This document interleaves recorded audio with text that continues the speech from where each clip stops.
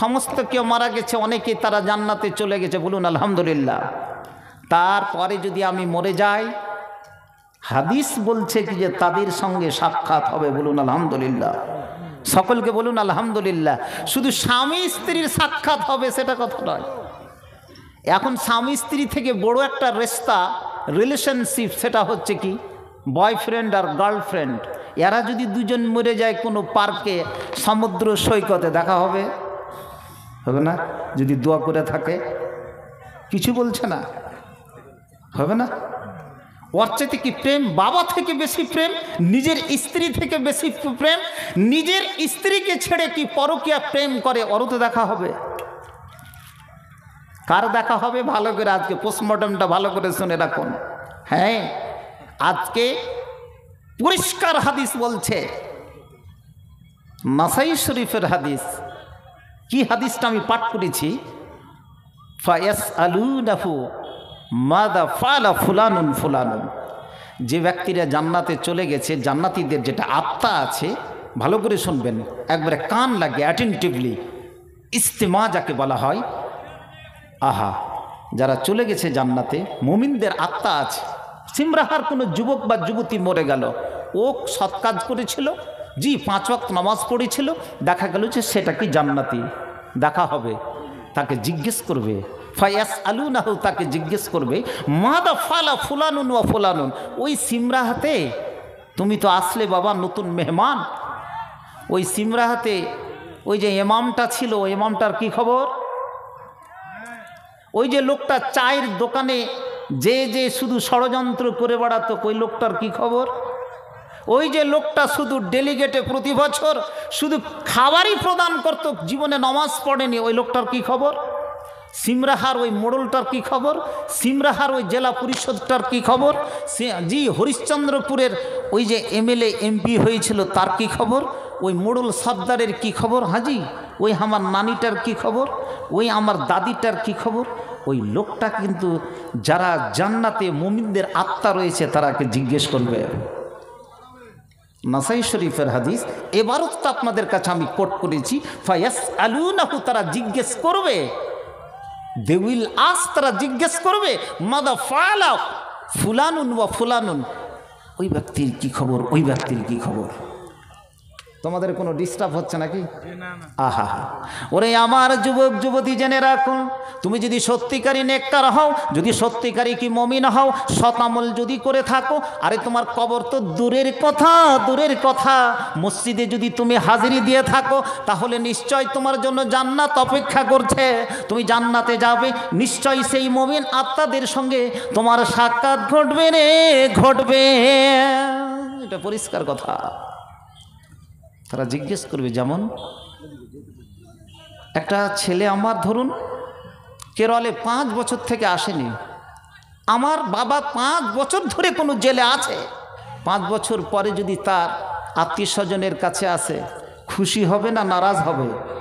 কথা বলুন, কতখানি খুশি হবে? থার্মোমিটার দিয়ে এটাকে মাপা যাবে না, অত্যন্ত কি খুশি হবে। আহা, সেই খুশিটা আল্লাহর যতগুলো কি মেহমান আছে, যতগুলো কি মুমিন আছে সেখানে করে আত্মা, ওই মুমিন ব্যক্তিরা, সিমরা থেকে যে যুবকটা গেছে, যে সর্দার মোড়লটা গেছে, সেও যে কি জান্নাতি হয়েছে, তাকে পেয়ে তারা মা বাবা যতটুকু খুশি হবে না, তার থেকে বেশি খুশি হবে। নারে তাকবীর। তাহলে কবরস্থানের জায়গা তো করে দিয়েছে, কিন্তু কবরস্থানের মাল সামগ্রী তৈরি করতে পেরেছে কি? মরতে কিন্তু সবাই চায় না, পৃথিবী কিন্তু কেউ ছেড়ে যেতে চায় না, কারণ পৃথিবীর প্রতি কি মায়া মমতা প্রত্যেকটা মানুষের রয়েছে, পৃথিবী কেউ আমরা ছেড়ে যেতে চাই না। কিন্তু সিমরাহার লোকেরা পৃথিবী ছেড়ে যেতে চায়, কেন? তারা কবরস্থানের জালসা করেছে, পৃথিবী তার কি বেঁচে থাকতে কি চায় না। প্রিয় ভাইরা আমার, জিজ্ঞেস করবে, তখন নতুন মেহমান গেছে, তো মেহমান যাওয়ার জন্য নতুন সে মুমিনের আত্মা সমস্ত জান্নাতবাসীরা জিজ্ঞেস করবে, এই ফায়াকুলুন, জিজ্ঞেস বলবে, দাউহু, আরে একে ছেড়ে দাও, ছেড়ে দাও তো, ফাইন্নাহু ফি গাম্মিদ দুনিয়া। নাসাই শরীফের হাদিস বলছে, এই লোকটা এখনো পর্যন্ত দুশ্চিন্তায় রয়েছে, তার স্ত্রীকে ছেড়ে এসছে, তার ছেলে মেয়েকে ছেড়ে এসছে, চাকরি বাকরি ছেড়ে এসছে, বিভিন্ন জিনিস ছেড়ে এসছে, একটু ছেড়ে দাও, একটু তোমরা দম দাও, সে করো, তাকে ছেড়ে দিবে। কিছুক্ষণ পরে যখন ঠিক আরাম করে নেওয়ার পরে তারপরে যেই নতুন মেহমান গেছে মমিন হয়ে, ওই লোকটা জিজ্ঞেস করবে সমস্ত মানুষদেরকে, যারা জান্নাতীদের মমিনদের যারা আত্মা রয়েছে তাদের সঙ্গে কথোপকথন হবে। কি হবে? আরে আমি সিমরাহার গ্রাম থেকে তো আসলাম, আগো আমাদের যে মোড়ল মারা গেছে গত বছর, ও কি এখানে আসেনি?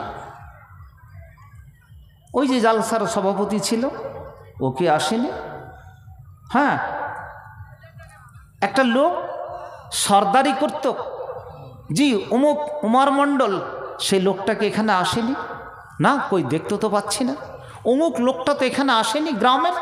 যাকে যাকে চিনে প্রত্যেকের কি নাম করবে, এই যে নতুন কি মেহমান গেছে, আরে কি বলছো, ও তো আমার আগে 10 দিন আগে কি মারা গেছে। আহা, কথোপকথন হবে। আহা প্রিয় ভাইরা আমার, ওরে আমার ভাইরা আমার, এই পৃথিবীতে যেমন আমরা কোনো মেহমান আসে তার সঙ্গে যেমন সুন্দর ব্যবহার করি, তার সঙ্গে যেমন আমি কুশল আলোচনা করি, তাকে যেমন খাওয়া দাওয়ার কি ব্যবস্থা করে দিই, আমরা যখন কাউরি বাড়িতে গিয়ে তখন সে যখন আমার কি মেহমান নওয়াজি করে, আমরা চায়ের দোকানে বসে বসে বিভিন্ন জায়গাতে বসে বসে যদি যে সমস্ত আলোচনাগুলো করি, এই আলোচনাগুলো সেখানে করি, মুমিনদের আত্মারা করবে রে।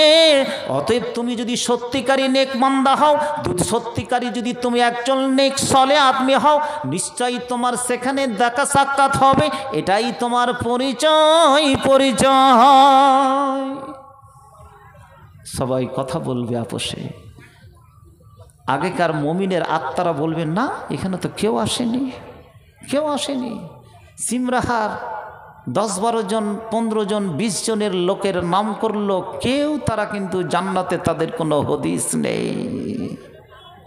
তখন বলবে, তখন এই নতুন মেহমান বলবে যে হাদিসের ইবারাত ফাদুহিবা বিহি ইলা হাবিয়া, নিশ্চয় নিশ্চয় তাকে হাবিয়া নামক দোজকে সে কিন্তু চলে গেছে। আহা, হাবিয়া কি জিনিস? এটা জান্নাতের একটা পার্ট অ্যান্ড পার্সেল, একটা অংশ, সেখানে করে তাদেরকে কি হয়তো সেখানে কি নিয়ে চলে গেছে। আহা, ওরে আমার ভাইরা আমার, পৃথিবীটা এত সোজা নয় যে পৃথিবীতে আমি 50 বছরের জীবন যাপন করলাম, একটা ব্যবসা করে নিলাম, একটা চাকরি করে নিলাম, প্রিন্সিপাল হয়ে গেলাম, প্রফেসর হলাম, সুপার হলাম, হেডমাস্টার হলাম, আমি পৃথিবীতে একটা কি কোম্পানি করে নিলাম। এটা তোমার জীবন নয়, জীবন নয়। এই জীবনের মধ্যে তোমাকে সৎ আমল করতে হবে, তোমাকে সঠিক পথে চলতে হবে, এটাই তোমার জীবন, এটাই তোমার কবরের সামগ্রী। নইলে তোমাকে এই পৃথিবীতে বেঁচে থাকার কোনো অধিকার নেই। পৃথিবীতে যখন তুমি বাঁচবে তখন তুমি বাঁচার মতো বাঁচো, তোমাকে সৎ নাই পরায়ণতা দেখাতে হবে, সত্যবাদিতা দেখাতে হবে, তোমাকে আমানতদারিতা দেখাতে হবে, এটাই তোমার মুসলিম হিসাবে তোমার আইডেন্টিফিকেশন হবে। নচেত তুমি পরবর্তী জীবনে সেখানে তুমি কৃতকার্য হতে পারবে না। এটাই বলা হয়েছে। ওরে যুবক যুবতী, জেনে রাখুন, জেনে রাখুন, তোমার 30 বছর চলে গেল দেখতে দেখতে, তোমার 40 বছর চলে গেল দেখতে দেখতে, 50 বছর চলে গেল দেখতে দেখতে, এবারে তুমি ঘড়ির কাঁটা বলছে লোকটার মৃত্যু হয়ে গেছে। তুমি কি আজকে নিয়ে গেলে, আজকে সামগ্রী কি নিয়ে গেলে? দেখা গেল শূন্য হাতে এই সিমরাহার মাটি থেকে চলে গেলাম, শুধু তোমার উপরে গরু ভুঁইস ছাগলের মতো আজকে তোমার উপরে মাটি চাপিয়ে দেওয়া হলো বটে, কিন্তু তুমি সেখানে পাস করতে পারলে না। তোমার জীবন আজকে শূন্য, তোমার জীবন আজকে ধন্য নয়। তুমি আজকে পৃথিবীর মাটিকে আলবেদা বলেছ বটে, কিন্তু পরবর্তী জীবন তোমার ধন্য হলো না। কতজন কোরআন পড়তে জানেন? হাত উঠান তো দেখি, কবরস্থানের আজকে শ্রোতাবৃন্দ, হাত উঠান। কোরআন কতজন পড়তে জানো? কামরুল দেখো কোনো পার্সেন্টেজ আছে? এগুলো তো সব মাদ্রাসা ব্যাকগ্রাউন্ডের ছেলে, আলহামদুলিল্লাহ, এরা ইসলাম প্রচার করছে। এরাকে খেতে দিয়েছেন তো? এরাকে খেতে দিয়েছেন? এই ইউটিউবারগুলো যতগুলো যে জায়গাতে আছেন, এরাকে অবশ্যই আপনারাকে ফ্রি খাইয়ে দিবেন। এরা যে কাজটা করছে, এটা সারা বিশ্বে যদি 10টাও লোক যদি কি শিখতে পারে বা শিখে বা দেখে, তাহলে সেটা ইসলামের কাজ হবে কি হবে না? হবে না? প্রিয় ভাইরা আমার, ইসলাম প্রচারের খাতিরে আপনি যদি একটা মুহূর্ত একটা জিনিস যদি কাজ করেন, সেটাই আপনার কি নোট লেখা হবে। আপনি ভালো কাজ করেছেন আর খারাপ কাজ করেছেন, এটা কিন্তু অবশ্যই রেজিস্টার করা হবেই, এটা লিখে রাখবেন। এখানে যতগুলো লোক এখানে করে এসেছে, কি নিয়াতে এসেছে আর কি নিয়াতে কি জালসা শুনছে, প্রত্যেকটা জিনিস কিন্তু নোট ডাউন হতে আছে।